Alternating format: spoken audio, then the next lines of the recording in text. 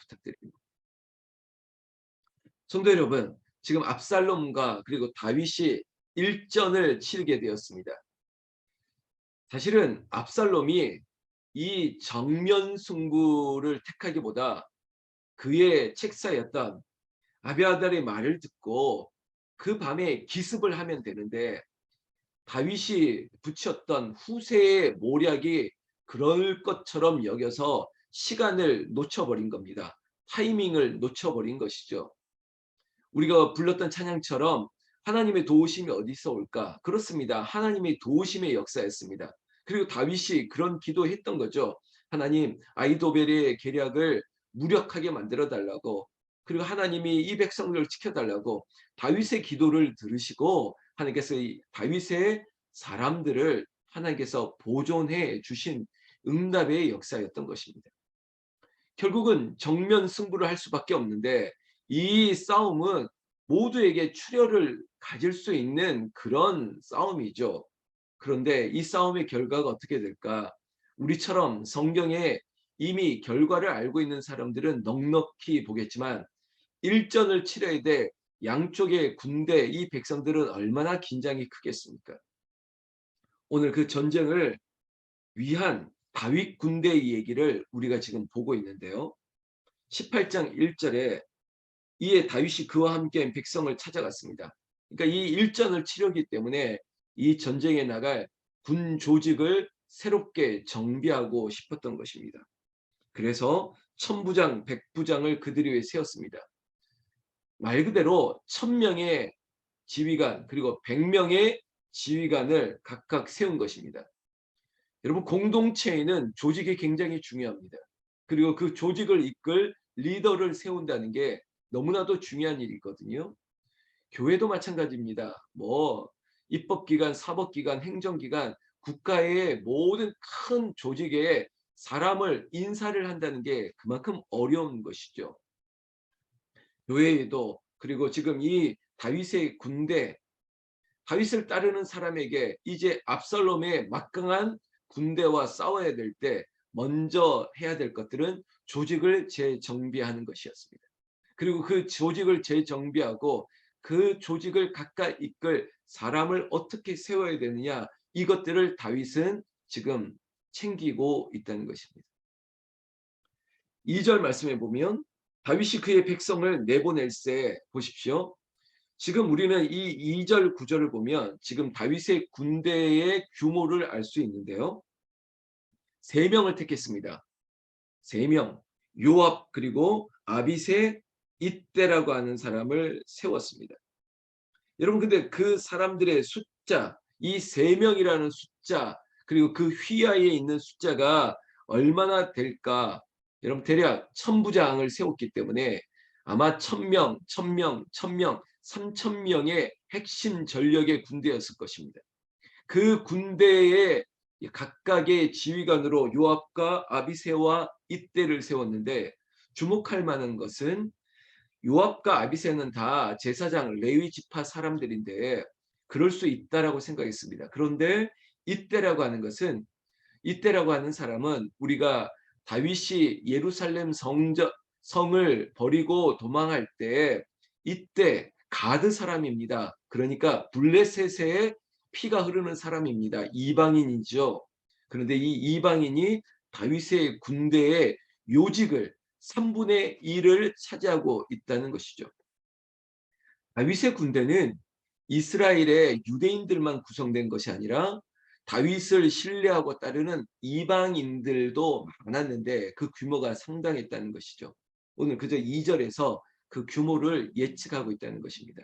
사랑하는 성도 여러분, 사실은 압살롬을 따르는 군대들은 유력한 이스라엘 유대인들로 구성되어 있습니다. 어쩌면 정예의 군대일 수 있고요. 그리고 다윗을 따르는 사람들은 어쩌면 제사장과 레위 지파들과 사실은 싸움에 능하지 않은 사람들로 구성되어 있고, 심지어 3분의 1은 이방 사람들로 구성되어 있습니다. 그저 그냥 군비나 전력으로 눈에 보이는 것만 보더라도 이 싸움은 당연히 압살롬이 정면 승부를 한다 했을 때 이미 이미 전쟁에 능한 군대들로 구성되어 있던 압살롬이 이길 싸움이라고 예측할 것입니다. 그러나 우리는 알고 있지 않습니까? 그렇지 않습니다. 하나님이 함께 하시는 유무에 따라서 전쟁의 결과가 나타나는 것입니다. 왜냐? 전쟁은 하나님께 있기 때문입니다. 여러분 혹시 제가 어제 뭐 쫄지 마십시오. 이런 속된 그렇게 좋은 표현은 아니지만 그러나 우리가 세상 앞에 사단 앞에 마귀의 권세 앞에 우리가 주눅들 필요가 없다는 것입니다. 우리의 눈도 세상적인 판단과 기준의 눈으로 보면 야 이게 이만큼 크고 이게 유력하니까 이길 것 같고 야 돈이 많고 힘이 센 사람이 이길 것 같고 이런 눈은 세상의 눈입니다. 우리는 그렇지 않습니다. 한 사람이 천을 감당하고 남을 정도로 믿음의 역사는 여러분 우리가 이해할 수 없는 결과로 나타나는 것이에요. 나는 이 새벽에 축원합니다. 여러분들이 믿음의 눈을 들어 오직 예수 그리스도만 바라보는 하나님과 나 사이에 그 어떤 것도 들어올 수 없는 이 순수한 예배자의 삶으로 살 때 하나님 우리를 강건하게 하실 뿐만 아니라 모든 인생의 영육간의 싸움에서 하나님께서 우리를 이기게 하시는 놀라운 은총이 있기를 우리 주 예수님의 이름으로 축원합니다. 반드시 그렇게 됩니다. 그것이 믿음의 역사이거든요. 자, 결국은 3절 이 조직을 하고 나서 이제 출정을 하고 있는 것입니다. 어쩌면 3절부터는 출정식을 보는 듯한 그런 광경을 우리는 말씀으로 보고 있습니다. 성경 3절에 백성들이 이르되 왕은 나가지 마소서. 그런데 이 출정을 하려고 그러는데 왕이 선두에 서려고 하는데 지금 다윗을 따르는 군대들 사람들이 다윗 왕을 만류하고 있는 장면을 우리가 보고 있습니다. 3절 계속 보시면 우리가 도망할지라도 그들은 우리에게 마음을 쓰지 아니할 터이요 우리가 절반이나 죽을지라도 우리에게 마음을 쓰지 아니할 터이라.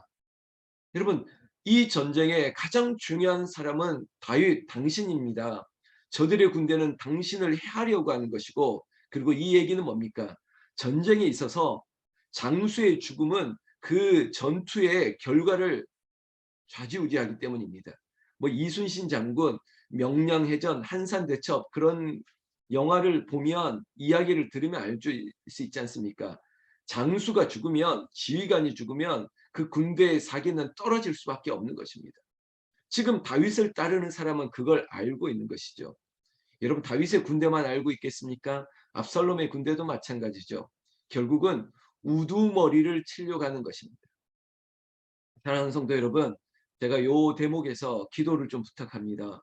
결국은 마귀와 사단의 권세, 그 권세의 타겟은 사실은 목사에게 있습니다. 교회 공동체로 본다면 이 공동체를 무너뜨릴 수 있는 가장 큰 타격은 목사에게 타겟을 두고 있는 것입니다.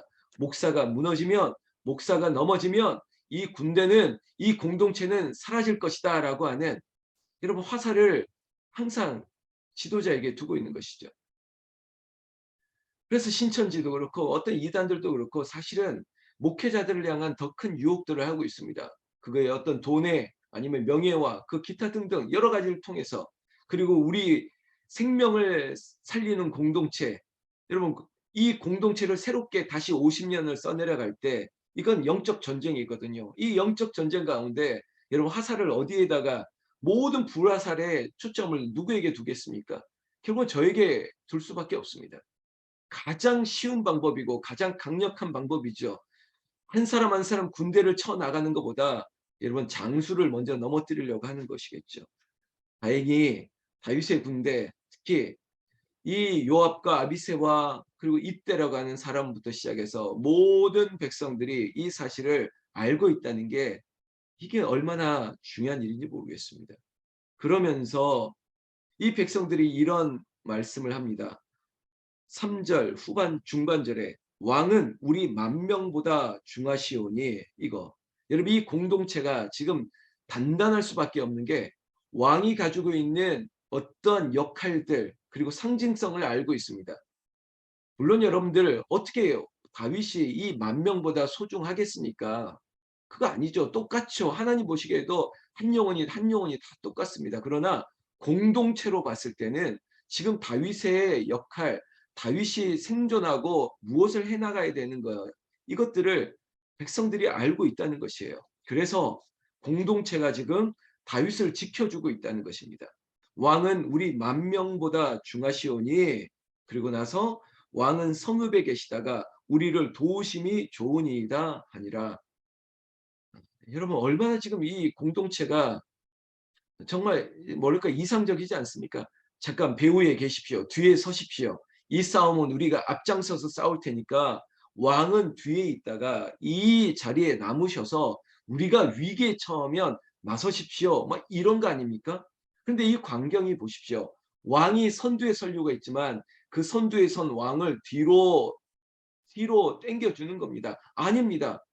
왕은 여기 계십시오. 우리가 앞서서 나가겠습니다. 이거죠. 이건 쌍방이에요. 서로 좋은 거예요. 왕도 백성들도 서로를 위하는 모습인 거죠. 이게 바로 공동체의 이상적인 모습 아닙니까? 제가 매일 성경의 진도를 따르면서 우리 교회는 늘 고백한다 그랬지 않습니까? 우리 교회에 적합한 말씀을, 우리에게 필요한 말씀들을 늘 앞서서 제시하는 것처럼, 왜냐? 우리만 그럴 것 아닙니다. 하나님의 말씀은 이미 운동력과 생명력이 있습니다. 그 말씀대로 살려고 하는 사람들에게는 이 말씀이 그 길에, 그 발에 등이요 빛이 될 수밖에 없다 보니까 우리 교회에도 꼭 필요한 말씀들을 먼저 앞서 준비해 주시는 것 같은 은혜를 우리는 누리고 있는 것이죠. 사랑하는 성도 여러분, 우리가 다시 50년의 가나안의 전쟁을 앞두고 있을 때 우리의 공동체가 목사도 성도가 목사를 서로를 향해서 위할 수 있는 이 생명을 살릴 수 있는 공동체의 강력한 영적 군대가 되기를 저와 여러분들 예수님의 이름으로 축원합니다. 우리 모두가 그렇게 될 줄로 믿습니다. 결국은 5절 말씀에 4절 말씀에 왕이 그들에게 이르되 너희가 좋게 여긴 대로 내가 행하리라 하고 문 곁에 왕이 섬에 모든 백성이 100명 1000명씩 대를 지어 나가느니라. 출정을 하는 거죠. 그렇다. 너희 말도 맞다. 내가 남겠다. 근데 여기는요. 한 가지 빠뜨리지 않는 다윗의 인간적인 마음도 있다는 겁니다. 이건 제가 이 말씀 볼 때 제가 스스로도 가슴을 조금 만졌는데, 여러분 이해 충돌이라는 거 아십니까? 예를 들어서 국정감사를 할 때 국정감사장에서 이해 충돌의 여지가 있는 국회의원이나 누군가가 와서 그 부서를 관할한다면 문제가 생긴다. 우리가 속담으로 한다면 고양이에게 생선을 맡길 수 없다. 막 이런 것처럼 지금 다윗의 군대의 핵심 사람들은 지금 다윗의 심정이 어떠리라는 걸 알아요. 그리고 지금까지 봤던 다윗의 왕의 모습은 한 사람 한 사람을 귀하게 여겼지 않습니까? 특별히 사울 왕을 2번이나 죽일 수 있는 기회에도 아니야, 함부로 기름 부은 사람을 해할 수 없어. 그렇게 2번이나 지켜줬던 이전의 이야기 기억하시죠? 그러니까 다윗의 성정으로 봐서는 이 압살롬을 적군으로 보는 게 아니라 여전히 아들이지 않습니까? 아들이고 아들이 자신의 아버지에게 아무리 그런 패역한 일을 한다 할지라도 우리가 알고 있는 다윗 왕은 이 싸움에서 압살롬에게 모질게 할 수 없을 것 같다라는 것을 예측하고 있다는 겁니다. 이게 굳이 제가 표현하면 이해 충돌 관계라는 겁니다. 이 싸움에서 다윗이 압살롬을 마주하게 됐을 때 마치 부정으로 말미암아 아버지의 마음으로 이 전쟁을 올바로 할 수 없다라는 생각도 다윗의 휘하에 있는 군사들이 알고 있었다는 겁니다. 근데 이 2가지 마음이 다 있는 거죠. 사실 맞습니다. 그래서 만류한 것도 있는 거죠. 그러니까 한 가지 사실에 있어 한 가지만 어떤 이유가 있는 게 아니라 여러 가지 이유가 있는데 바로 이해 충돌 관계, 아버지와 자식의 싸움에서 아버지 다윗이 온전하게 이 싸움에 임할 수 없을 거라는 걸 다윗의 휘하에서 알고 있었다는 것입니다. 자, 그래서 결국은 5절에 왕이 요압과 아비새와 이때에게 이 각각의 장수들에게 명령했습니다. 뭐라고 명령했느냐? 여러분, 싸움에 대한 전략 전술을 얘기한 게 아니라 결국은 다윗의 이 속마음이 드러나죠. 다윗이 이렇게 아버지의 마음을 드러내는 겁니다. 뭐라고요? 압살롬을 너그러이 대우하라 이겁니다. 여러분, 이게 진짜 아버지의 마음인 거예요. 장수들은 그렇게 안 보죠. 압살롬은 정말 적장입니다. 그렇지만 여전히 다윗은 압살롬을 너그러이 여기라. 그리고 모든 지휘관에게 압살롬을 위하여 그렇게 하라고 온 백성들이 다 듣게 했습니다. 이게 지금 다윗의 마음이었습니다. 결국 이 싸움에서 다윗의 군대가 이깁니다. 우리가 이 얘기는 더 할 필요가 없습니다. 마지막 압살롬의 최후가 어땠느냐 이 말씀만 하고 기도할 텐데요. 9절 말씀 여러분 눈으로 보시면 압살롬이 다윗의 부하들과 마주치니라. 압살롬이 노새를 탔는데 그 노새가 큰 상수리 나무 번성한 가지 아래로 지나갈 때 압살롬의 머리가 걸렸죠. 그리고 대롱대롱 매달렸죠. 이게 압살롬의 최후를 시작하는 겁니다. 여러분 하나의 교훈입니다. 압살롬은 머리에서 발끝까지 흠잡을 데가 없었다고 하고 있습니다. 그리고 14장에 보면 그의 머리는 정말로 그 어떤 여성보다 정말 숱도 많고 윤기도 나고 찰랑찰랑거리면서 긴 정말로 이 압살롬을 브래드 피트와 같은 머릿결이 아니었을까? 막 그 자랑할 만한 그 머리가 오히려 그의 최후를 이끌어 버린 것입니다. 여러분 교훈입니다. 우리가 자랑하는 그것 때문에 우리가 큰 함정에 큰 위기에 빠질 수 있다는 것이죠. 인간적으로 이것이 나에게 큰 힘이 된다는 것이 유익이 된다는 것이 자랑이 된다는 것이 우리의 함정이 될 수 있다는 거 우리는 반드시 기억해야 됩니다. 이 땅에 자랑할 것이 없습니다. 내가 내세울 것들이 아무것도 없습니다. 오직 하나님이 내 안에 계심으로 말미암아 그로 말미암아 우리가 넉넉히 이기느니라 이것밖에 없습니다. 이 싸움은 하나님에게 있습니다. 결국은 다윗의 군대가 압살롬을 쳐서 이겼습니다.